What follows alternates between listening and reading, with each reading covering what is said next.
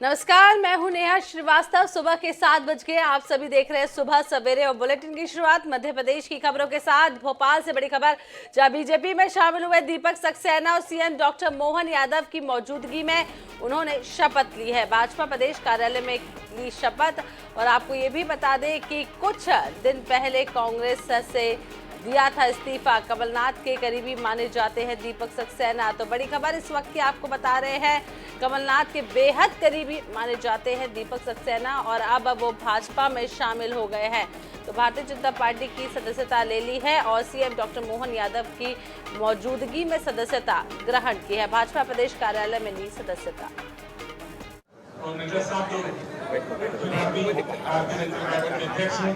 इन सबकी प्रेरणा से और भारतीय जनता पार्टी का जो काम देश में चल रहा है, प्रदेश में यादव जी जिस तरह से अभी 3 महीने में काम किए, इन सब चीजों को देखकर भी उम्मीदें कि हमारे जो अधूरे काम है, जनता के जो सपने अधूरे हैं, वो इसका पूरे होंगे।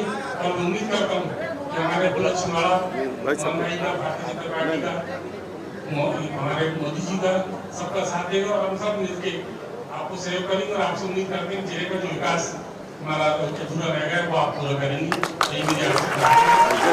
मैं छिंदवाड़ा जीता को आपको मैं आप सबको नमन करता हूँ कि आप सबने यहाँ आके मेरा मान सम्मान बढ़ाया। यादव जी और इधर इंडिया गठबंधन को मध्य प्रदेश में बड़ा झटका लगा है। खजुराहो लोकसभा क्षेत्र में समाजवादी पार्टी प्रत्याशी मीरा यादव का नामांकन पत्र ही निरस्त हो गया है। सपा प्रत्याशी मीरा यादव अपने समर्थकों के साथ पन्ना कलेक्ट्रेट ऑफिस पहुंची थी। बता दें कि इंडिया गठबंधन के तहत समाजवादी पार्टी को मध्य प्रदेश में एकमात्र खजुराहो लोकसभा सीट मिली थी। बताया ये भी जाता है कि नामांकन फॉर्म में एक जगह प्रत्याशी के हस्ताक्षर नहीं होने और वोटर लिस्ट की प्रमाणित कॉपी नहीं होने के कारण फॉर्म निरस्त कर दिया गया। पन्ना में निर्वाचन अधिकारी ने प्रत्याशी मीरा दीप नारायण यादव से उनकी वोटर आईडी को लेकर आपत्ति दर्ज की थी। इस पर यादव ने उन्हें आईडी उपलब्ध नहीं करा सके। आपको बता दें कि इधर मीरा यादव के पति दीप नारायण यादव जिला निर्वाचन अधिकारी पर गंभीर आरोप लगाते हुए नजर आए। उन्होंने कहा है कि फॉर्म में निकाली गई गलतियों को सुधारने के लिए तैयार थे, लेकिन अधिकारी ने मौका नहीं दिया। हम भारत निर्वाचन आयोग का दरवाजा खटखटाएंगे। वहीं रिटर्निंग ऑफिसर सुरेश कुमार ने कहा है कि मीडिया को फिलहाल कुछ नहीं बताऊंगा।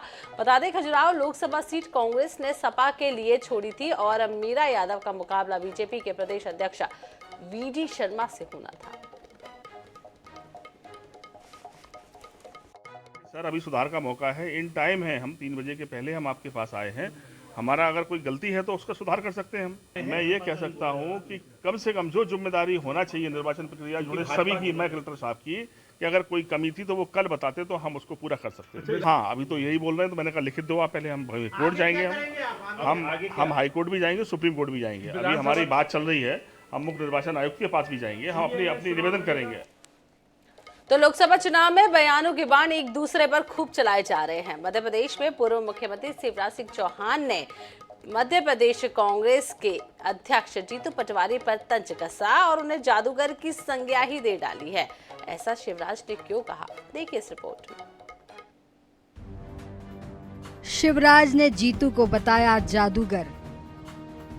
दल बदल रहे कांग्रेसी को लेकर तंज। जीतू की योग्यता पर सवाल। बिना नाम लिए कमलनाथ पर भी वार। पूर्व सीएम शिवराज सिंह चौहान ने शुक्रवार सुबह चुनाव प्रचार पर जाने से पहले भोपाल में अपने निवास पर प्रेस कॉन्फ्रेंस की। उन्होंने कांग्रेस पर कई आरोप लगाए।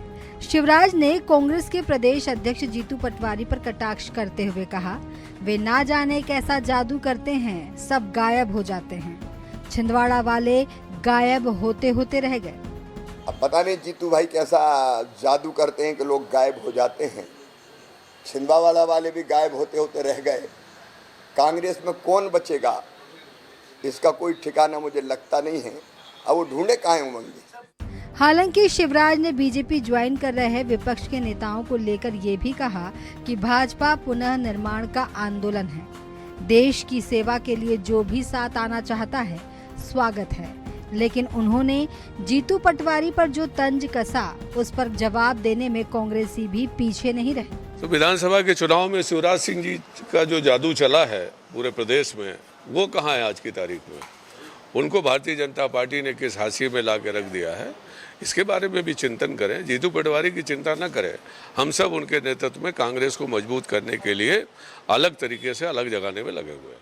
लोकसभा चुनाव के लिए मध्य प्रदेश में पहले चरण का मतदान 19 अप्रैल को है और ये तारीख जैसे जैसे करीब आ रही है वैसे वैसे पक्ष और विपक्ष के बीच कभी तीखी बयानबाजी देखने को मिल रही है तो कभी कटाक्ष के तीर एक दूसरे पर चलाए जा रहे हैं। Bureau report, INS 24/7 Bhopal. तो बात ग्वालियर की, जहां ग्वालियर में भाजपा के लोकसभा चुनाव कार्यालय का उद्घाटन किया गया, जिसमें सामाजिक न्याय मंत्री नारायण सिंह कुशवाहा ने शिरकत की। मंत्री नारायण सिंह कुशवाहा ने कहा है कि कांग्रेस अब खत्म हो गई है, उसके पास चुनाव लड़ने के लिए कोई उम्मीदवार ही नहीं है। वहीं ग्वालियर से लोकसभा प्रत्याशी का कहना है कि चाहे लोकसभा का चुनाव हो या विधानसभा चुनाव, भाजपा के कार्यकर्ता पूरे मनोयोग से चुनाव में जुटे हुए हैं और पार्टी को जीत दिलाते हैं।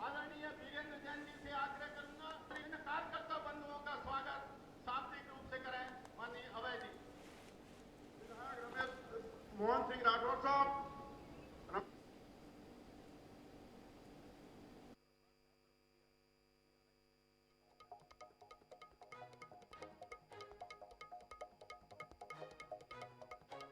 क्षेत्र में नहरें, बांध, सड़कें, विभिन्न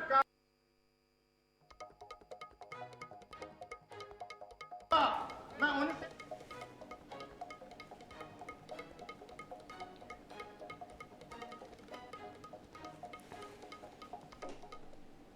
चलिए बात इंदौर की कर लेते हैं, जहां इंदौर में स्थित MTH शासकीय अस्पताल एक अनोखा मामला सामने आया है, जहां पेट दर्द की शिकायत लेकर पहुंची महिला के पेट से 22 हड्डियों के टुकड़े मिले हैं। जी हां, परिजनों की सहमति के बाद महिला का ऑपरेशन कर हड्डियों को निकाला गया है। फिलहाल महिला की हालत स्थिर है। मामले की जानकारी देते हुए प्रसूति विभाग की हेड डॉक्टर ने बताया कि महिला के सोनोग्राफी में पाया गया है कि आंत और गर्भाशय में हड्डियों जैसे अवशेष उलझे हुए हैं। डॉक्टर ने बताया महिला ने अनम्योचर गर्भपात कराया था, लेकिन किसी अप्रशिक्षित चिकित्सक ने गर्भ सफाई के दौरान हड्डियों के अवशेष गर्भ में ही छोड़ दिए थे, जिसके चलते पिछले 3 सालों से महिला परेशान।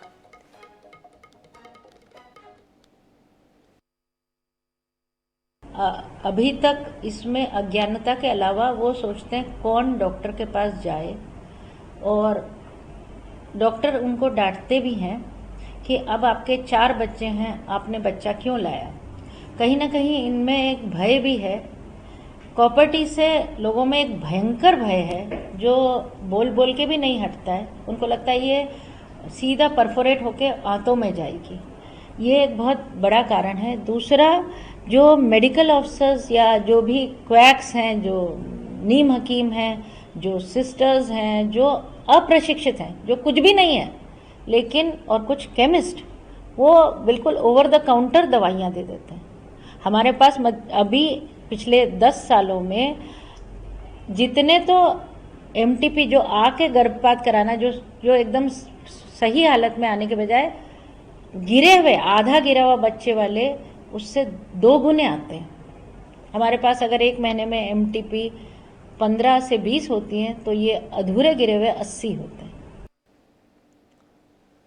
तो आगे खबरों का रुख कर लेते हैं, जहां छुईकदान में ACB की टीम ने रिश्वतखोर अधिकारी को रंगे हाथों पकड़ लिया है। PHE विभाग का SDO राजेश मरावी ने बिल पास कराने के लिए ठेकेदार से रिश्वत की मांग की थी, जिसकी सूचना मिलने के बाद ACB ने जाल बिछाया और 1.5 लाख की रिश्वत लेते हुए इसे रंगे हाथों दबोच लिया। दरअसल छुईकदान विकास खंड में नल जल योजना के तहत काम चल रहा है, जिसके बिल भुगतान के लिए ठेकेदार 3-4 महीनों से चक्कर काट रहे हैं। इस दौरान आरोपी अधिकारी ने उससे बिल पास कराने के एवज में पैसे की मांग की थी। उसकी शिकायत उसने ACB के पास दर्ज कराई थी।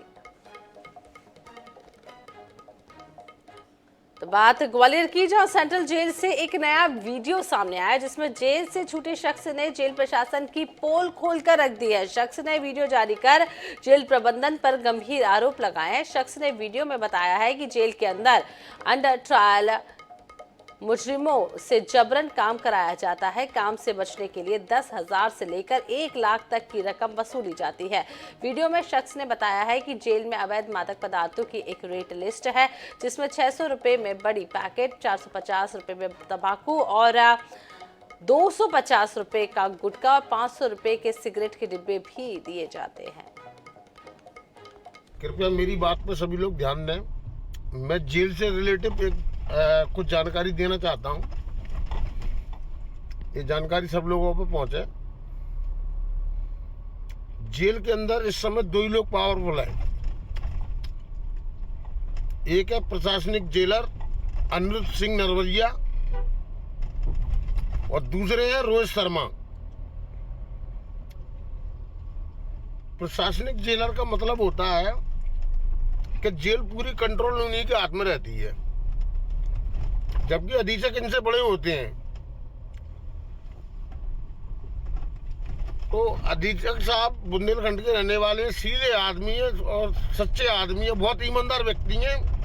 उन्होंने मतलब जो गरीब जनता है जेल के अंदर उनके लिए बहुत कुछ किया है। उनने कईयों की पैरोला करवा दी, जो रोटियां जिनको 5 मिलती हैं, पेट नहीं भरता, उनको खाना एक्स्ट्रा दिलवाए देते हैं। अच्छा काम करते हैं वो, कार्यशैली उनकी अच्छी है। बात तो जैन की, जहां पुलिस ने खाजरौद में हुई ज्वेलर्स की दुकान में 20 लाख की चोरी का खुलासा कर दिया है। मामले में पुलिस ने नागदा से 4 आरोपियों को गिरफ्तार कर लिया है, जिसमें 2 नाबालिग और 1 महिला शामिल है। पुलिस के अनुसार हिरासत में ली गई महिला ने अपने 13 वर्षीय बेटे और उसके 15 वर्षीय दोस्त से चोरी की घटना को अंजाम दिलाया। पकड़े गए आरोपी के पास से पुलिस को करीब 21 किलो चांदी और करीब 40 ग्राम सोने के आभूषण बरामद हुए हैं, जो ज्वेलर्स की दुकान से चोरी हुए सामान से कहीं ज्यादा है। पुलिस की पूछताछ में नाबालिग ने बताया है कि मां की चोरी करता देख उसकी भी आदत हो गई थी। ऐसे में पुलिस अब नाबालिगों का मानसिक मेडिकल परीक्षण कराएगी ताकि उनका उपचार हो सके। वहीं इस पूरे मामले का खुलासा करने वाली टीम को आईजी संतोष कुमार ने 30,000 का इनाम देने की बात कही है।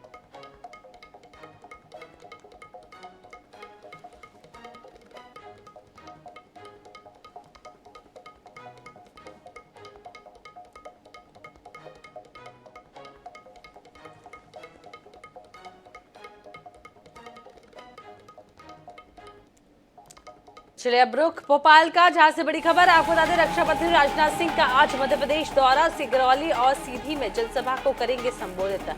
कार्यकर्ता सम्मेलन में होंगे शामिल राजनाथ सिंह। तो बड़ी खबर इस वक्त की आपको बता रहे, राजनाथ सिंह का मध्य प्रदेश दौरा, कार्यकर्ता सम्मेलन में भी आज वो शामिल होंगे। सिंगरौली और सीधी में भी जनसभा को संबोधित करेंगे। तो रक्षा मंत्री राजनाथ सिंह का आज आपको बता दें मध्य प्रदेश दौरा है। लोकसभा चुनाव को देखते हुए काफी महत्वपूर्ण ये दौरा है और सिंगरौली और सीधी में एक जनसभा को भी संबोधित करेंगे। तो लोकसभा चुनाव के मद्देनजर अब केंद्र के दिग्गज नेता हुंकार भरने के लिए मध्य प्रदेश पहुंच रहे हैं। आपको बता दें कि प्रधानमंत्री नरेंद्र मोदी का भी दौरा प्रस्तावित है और अमित शाह भी मध्य प्रदेश पहुंचने वाले हैं। उससे पहले राजनाथ सिंह का आज मध्य प्रदेश दौरा है। सीधी जाएंगे और सिंगरौली में भी जनसभा को संबोधित करेंगे।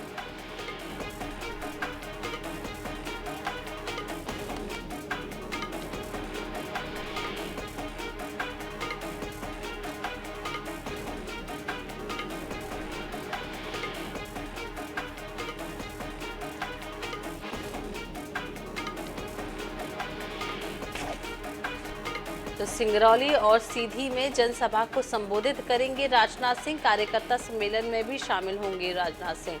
बड़ी खबर इस वक्त की आपको बता रहे हैं। इसी बीच भोपाल से एक और बड़ी खबर, जब बीजेपी का स्थापना दिवस आज 64,523 बूथों पर फहराया जाएगा पार्टी का झंडा। भोपाल कार्यालय में सीएम डॉक्टर मोहन यादव और प्रदेश अध्यक्ष वीडी शर्मा करेंगे ध्वजारोहण।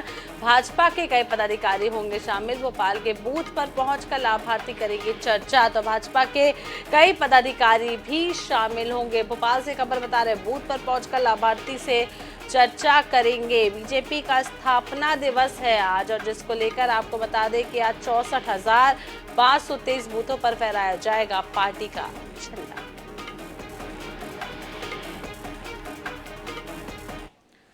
इधर छतरपुर के बागेश्वर धाम में हनुमान जयंती पर हनुमान चालीसा का नया वर्ल्ड रिकॉर्ड बनेगा। जी हां, बागेश्वर धाम में रामनवमी के अवसर पर 3 दिवसीय आयोजन किया जाएगा, जहां हनुमान जयंती पर दिव्य दरबार लगेगा। INS 24/7 से बातचीत करते हुए पंडित धीरेन्द्र कृष्ण शास्त्री ने बताया है कि वो जल्द ही शादी करेंगे। साथ ही उन्होंने कहा है कि फिल्मों से बहुत दूर हूं।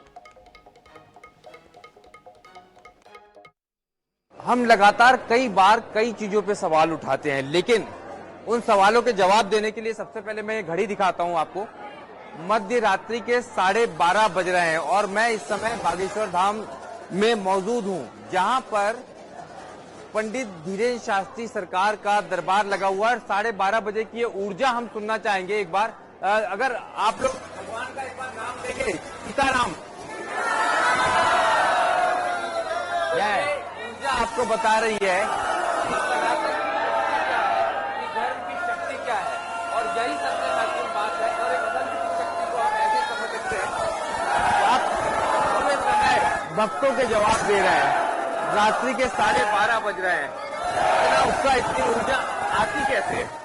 बालाजी की कृपा है, आहार से हमारी शुद्धि है और एक तो अवस्था भी ठीक ठाक है, लेकिन प्रयत्न हमको इन्हीं लोगों की मुस्कुराहट से, जब कोई आता है मुस्कुराता हुआ कहता कि गुरुजी हमें फायदा हो गया, लाभ हो गया, जीवन का रास्ता मिल गया, तो हमारे मन में उमंग और भर जाती कि हमें बालाजी की जो कृपा है उस कृपा का सदुपयोग करने का सौभाग्य मिला, लोगों को मार्गदर्शन देने का सौभाग्य मिला। और ये हमारे जीवन के प्रतिदिन लगभग 3 बजते हैं। प्रतिदिन सुबह से फिर प्रारंभ होंगे, मिलना, मरीजों को मिलना, रोगियों को मिलना, कोई मार्गदर्शन लेने आता है, कोई नेगेटिविटी से परेशान है, नकारात्मक ऊर्जा से कोई दूषित है, कोई किसी चीज से विषय है, कोई भविष्य को लेकर के परेशान है। जितनी सामर्थ्यता है, जितनी गुरु कृपा है, जितनी चेतना बल पर हमें प्रेरणा लगती, हम उनको रास्ता देते हैं। बालाजी पर उनकी निष्ठा कार्य करती है तो वो सही हो जाते हैं, उनको रास्ता मिलता है। तो मन में कभी, ये मन में या शरीर में कभी आपको ऐसा एहसास नहीं हुआ कि देर रात हो गई है, थकावट आ रही है, नींद आ रही है, या फिर कभी बुखार आया, इस तरह की चीजें इस पिछले कुछ बीच बीच में थोड़ा सा लगता है, थकावट होती है, गला बैठ जाता है, शरीर है सामान्य मानव है, सबकी तरह ही है, तो कभी लगता है तो आराम कर लेते हैं, पर ज्यादातर कोशिश करते हैं कि कोई निराश ना जाए, तो हो जाता है। और वैद्यकीय उपचार भी लेते हैं, योग भी हम करते हैं और आहार भी शुद्ध रखते हैं, फलाहार भी रखते हैं और ध्यान भी करते हैं, मेडिटेशन भी थोड़ा थोड़ा कर लेते हैं। इन सबके कारण जो मिश्रण हमने अपनी जीवन की दिनचर्या में किया है, उससे हमें ज्यादा एनर्जी प्राप्त होती है। और अभी बीमार होते हैं तो चिकित्सा, वो जो आपके चेहरे का ग्लो है और जो आपकी फिटनेस है, उसके बाद अभी एक नया ट्रेंड आ गया है। AI जो है आपके अलग अलग फोटो बना रहा है कि आप दबंग होते तो ऐसे दिखते, आप ही लोग आजकल आपको फिल्मों में देखने की सोच रहे हैं। नहीं, कभी नहीं हो। अभिनय जगत झूठा जगत जी, अभिनय जगत से ज्यादा हम जिंदगी में एक सूत्र मानते हैं, खुद की जिंदगी इतनी अभिनयमय होनी चाहिए कि हमें अभिनय की, अलग से अभिनय करने की आवश्यकता है। तो हमारी ऐसी कोई अच्छा नहीं है और हम इसमें ही बहुत मस्त हैं और व्यस्त हैं। वो बहुत महत्वपूर्ण तिथियां आ रही हैं, एक रामनवमी और दूसरी हनुमान जन्मोत्सव की, क्या तैयारियां हैं और फिर भक्तों के लिए क्या संदेश है? बुंदेलखंड का महाकुंभ 155 बेटियों का विवाह पूर्ण हुआ जी। ठीक बात, हर वर्ष यहाँ हनुमान जन्मोत्सव भव्य और दिव्य होता है, 23 अप्रैल को मनाया जाएगा। इसमें हर वर्ष मानस सम्मेलन होता है, इस बार थोड़ा सा अलग है। परम पूज्य श्री वृंदावन वाले पुंडरीक गोस्वामी जी महाराज जी, जो बहुत बड़े आचार्य हैं, विद्वान हैं, उनके द्वारा 3 दिवसीय हनुमान चालीसा पर कथा है। 23 अप्रैल को हनुमान जन्मोत्सव के दिन सामूहिक हनुमान चालीसा पाठ है और मानस सम्मेलन है, जिसमें वैदिक ब्राह्मण आचार्य मानस पर अपने विचार रखने वाले, मानस से जीवन कैसे सीखें, मानस का राष्ट्र हित में क्या उपयोग हो सकता, मानस के आधार पर विश्व गुरु कैसे भारत बनेगा, इस पर विचार विमर्श चलेगा। और विद्वानों की सूक्तियों से हम अपने जीवन को आत्मसात करेंगे और हम सुनेंगे, श्रोता बनेंगे। तो इस बार का हनुमान जन्मोत्सव 23 अप्रैल का भव्य और दिव्य है, पर रामनवमी भी कम नहीं है।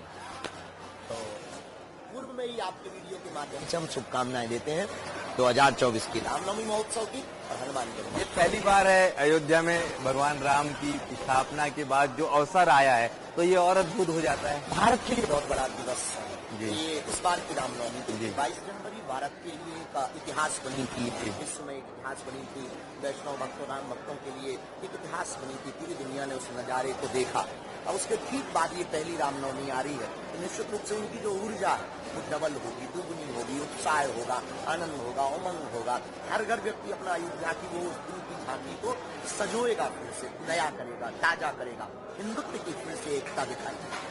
हनुमान जयंती की आपने बात की, सामूहिक हनुमान चालीसा का पाठ होगा। जो लोग यहाँ नहीं है वो जहाँ पर भी है उस समय उसमें सामूहिक शामिल होंगे। हम आपके वीडियो के माध्यम से INS शायद आपका चैनल है, INS के माध्यम से एक नई अपील करना चाहते हैं। जी बिल्कुल। नहीं वही आपके लिए नया है, जी हमारे लिए भी नया जी। उस दिन प्रत्येक लगभग इस भारत में सब लोग डाटा का यूज कर रहे हैं, जी उपयोग कर रहे हैं, जी। सदुपयोग करें। हाँ। डाटा का सदुपयोग करने के लिए सभी भारतीय हिंदू उस दिन हनुमान जन्मोत्सव 23 अप्रैल को बड़ा ट्रेंड बना करके दिखाएं और एक एक हनुमान चालीसा लाइव आकर के बताएं।